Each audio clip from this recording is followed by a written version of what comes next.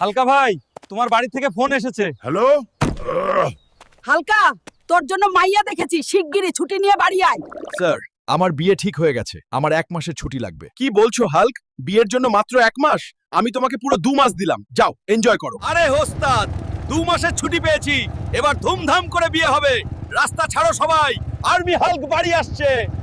ওরে বাবা, এসে গেছিস, লগ্ন বয়ে যাচ্ছে, যা জলদি রেডি হয়ে নে। ঠিক আছে মা, আজ দেখবে তোমার ছেলেকে কেমন হিরো লাগে।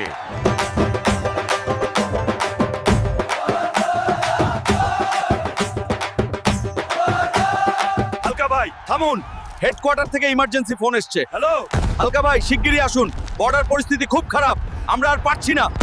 ওরে হালকা, বিয়ে ফেলে কোথায় যাচ্ছিস? ফিরে আয় বাবা। মা, কান্দিস না, বিয়ের চেয়ে দেশ বড়, আমাকে যেতেই হবে। বন্ধুগণ, বিয়ে পরে হবে, আগে বর্ডার বাঁচানো মেন কাজ। তোমরা যদি সত্যি দেশভক্ত হয়ে